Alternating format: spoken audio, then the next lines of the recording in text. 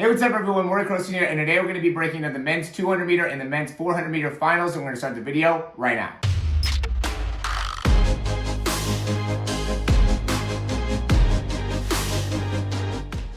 Alright, so here on the left we have the men's 200 meter final, and then here on the right we have the men's 400 meter final. Super excited to be able to go into really both of these. These are both great races. With the 200 meter final, though, there's so many great athletes here that were coming to the forefront. Just want to say super excited about the U.S. having 3 athletes competing in this.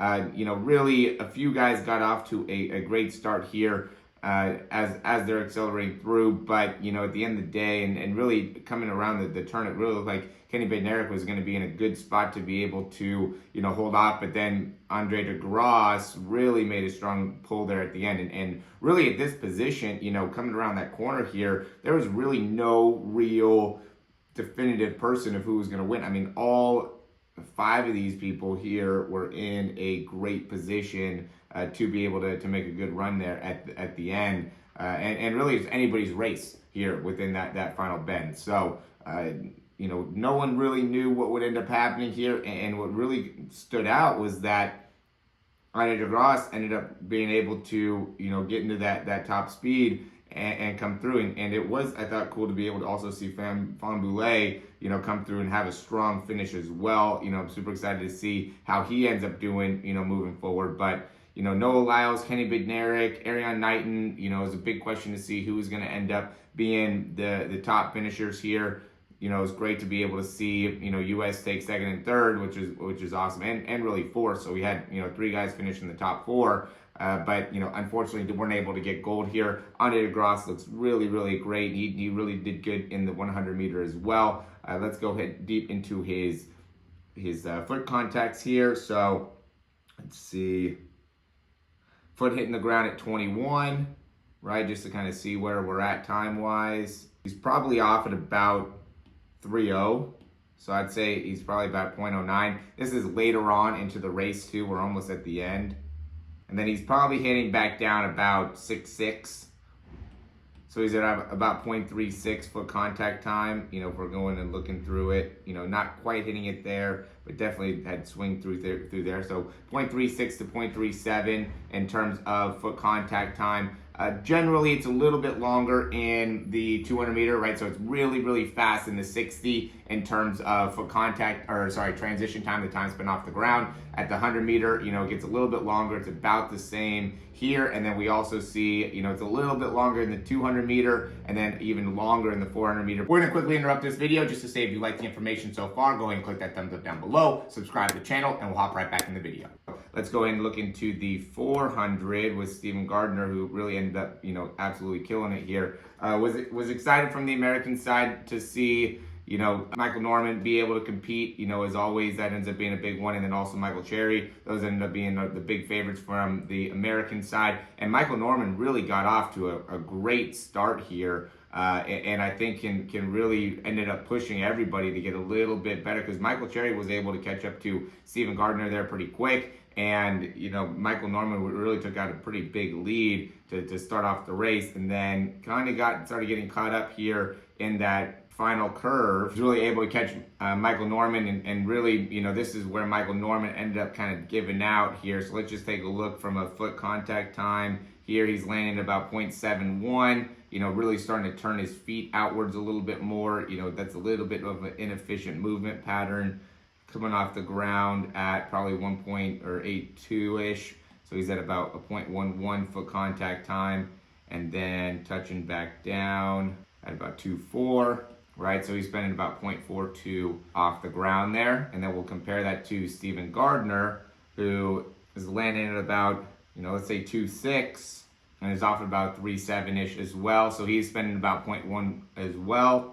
0.10 to 0.11, it's hard to see with that first one with the 0.26, but at 0.37, then he's transitioning through and touching the ground again about 8.4. So he's spending a little bit longer off. So he's really picking up a lot of ground on each one of his steps here. 3.7.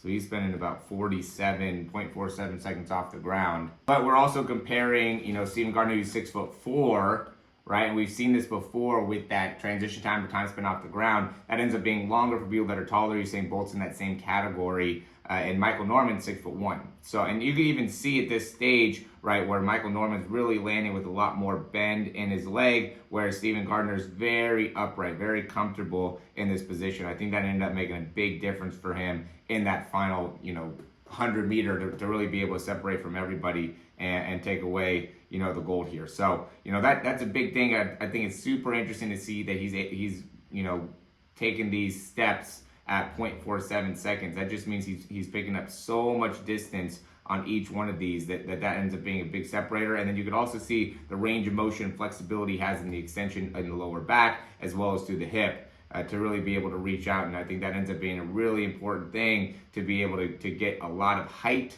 right? So when you're pushing off the ground and you have plenty of range of motion within the hip and within the back, it makes it so now you could push off and get all the way up onto that big toe. I've been working a ton of this lately, being able to get that big toe to get a great push off, a great vertical push off in order to really maximize my time spent off of the ground and really be able to maximize where my force ends up being. You don't want to end up pushing and letting that foot go too far back here. You want to be able to push straight up to make it so then you could drive your knee straight forward and through. And Stephen Gardner brings up that foot a little bit higher now, and it's kind of later on in the race, so he's kind of slowing up. But typically you're going to be pushing off and driving right through with that knee, and that really makes it so you can separate and run a little bit faster in your overall top speed. So always interesting to see these athletes compete.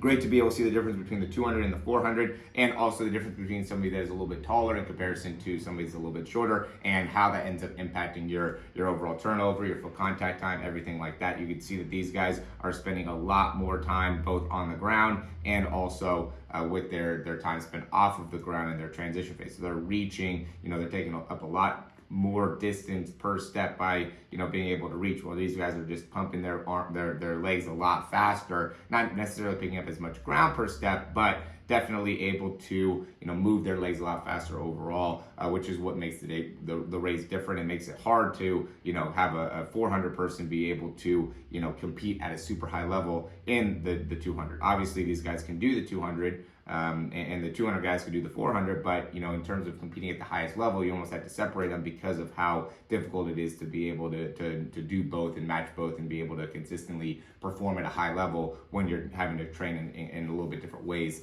in order to make that happen. So as always, guys, thanks for watching. If you like the information, click that thumbs up down below, subscribe to the channel if you haven't already, and if you have any questions, comments, or recommendations, you can leave those down below. Always recommend the speed breakdown just because we go deep into your form, your technique. What are some of the differences between you in comparison to some of the top athletes, whether, and a lot of times when I do these breakdowns, I formulate it based off the height, based off of your race that you're competing at, based off of what it is that you're looking to achieve, whether you're improving, you want to improve your start, looking to improve your drive phase, your top end speed phase. All this ends up being so important and really being able to bounce ideas off of each other to be able to help you in understanding what are some of the main things that we need to be able to focus on and get some clarity behind that as a coach and athlete relationship. I think that really helps you in being able to make a lot of big improvements very quickly, and that ends up being the name of the game here, is what makes it so you can make improvements. And by being able to really study athletes and see what it is that we need to do, build up your feet, build up your hamstrings, build up your core, build up some of the understanding of how to land and absorb properly, how to create ground reaction force. These are all things that we'll be able to go deeper and deeper into when we can really understand your form and where are some of the flaws within your form to be able to maximize your overall performance. So that's really the name of the game here. If you're interested, check the description down below in order to find out more about our breakdowns. And as always, guys, thanks for watching. We'll talk to you soon.